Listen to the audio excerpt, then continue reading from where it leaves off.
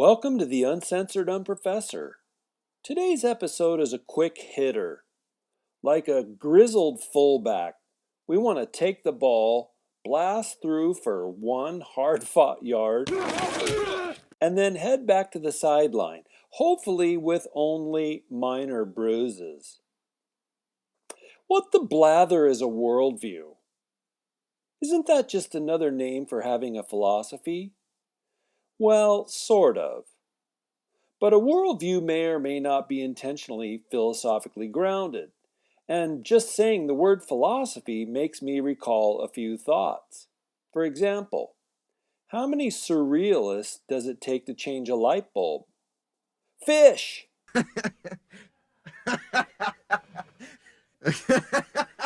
And as I sit here at my office microphone, does it feel solipsistic in here, or is it just me?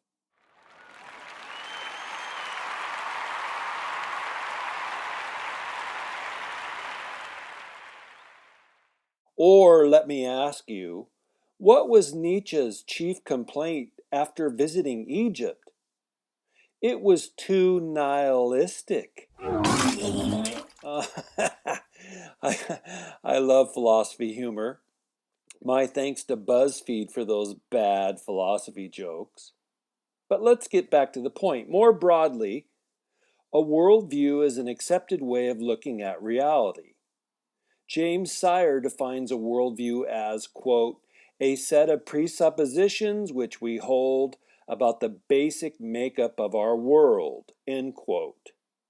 Now, obviously, those presuppositions, those assumptions may be false or true or just partially true, but worldviews all recognize that something is there, that something confronts our daily lives, and that we need to live in a certain way in light of whatever that something is.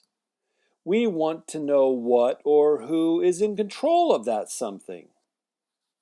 Oh, and it is especially important to realize that worldviews help people make sense of morality, values, life's purpose, and what it means to be human. And that's a one sentence answer for the 3 episodes that I just did on an interview with Dr. Greg Ostring. Many people think that they don't really have a worldview, especially those folks who have never asked themselves what theirs is. They just think that they themselves are normal. And their thinking goes, normal people don't have a set worldview. But people who have never asked themselves what their worldview is are like the proverbial fish in the aquarium. They don't even know that through their gills they are daily, minute by minute, breathing in the air that someone else has already processed for them. Just because my blue and black Jack Dempsey fish, and I was given one by a friend in college and I kept him for several years after I graduate, just because Jack didn't know it was me who was providing him with oxygenated water, didn't mean he was getting the level of oxygenated water that I wanted him to have. If you don't know what your worldview is, then you can bet you are being given reality processed by other people who have, for a very long time, piercingly thought about what they want you to breathe in, believe, and do. Or you might not be a Jack Dempsey fish, but you might be a sheeple. Sheeple unwittingly follow the butt of the sheep that's ahead of them. Now, in my experience as a professor, those most uncomfortable with the notion of worldview are folks who in fact do not believe that they have one or that they unknowingly share a worldview with millions of others.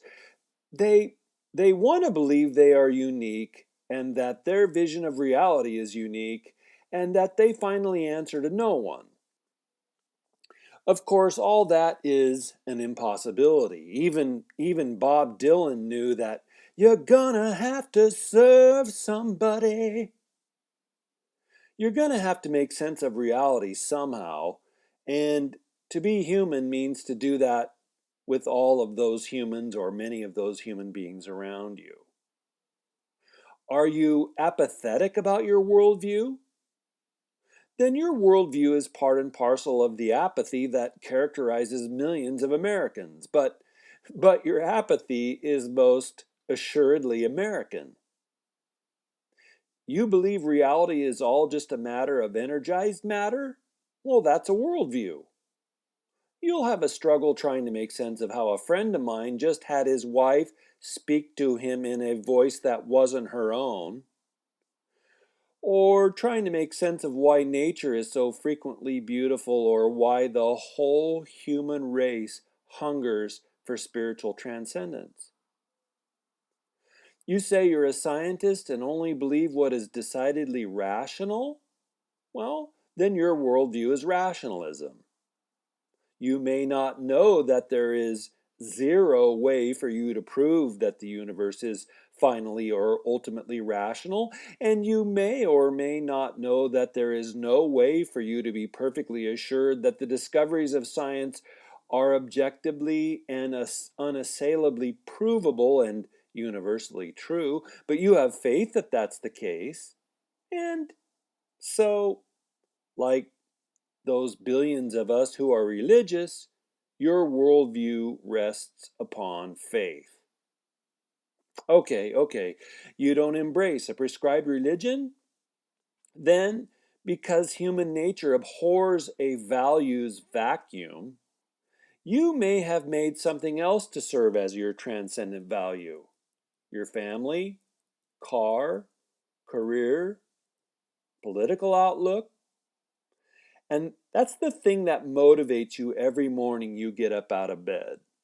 But I promise you have some transcendent.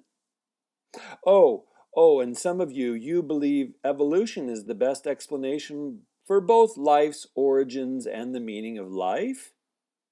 But how can you know such a thing for certain if what your mind has been given to believe by evolution rests upon the contingencies of sheer historical accident? Doesn't it follow that your mind, your own belief system, is simply an accident too? Well, to me, that's a bit of shaky ground for doing reality in a prudent fashion. And listen, I'm not definitively opposed to evolution as a factor in human existence. What's my point today? Everyone has a worldview. Positively everyone. My question for you is, what is your worldview? Are you simply a sheeple? Or have you ever dared to ask yourself why you embrace the worldview you do?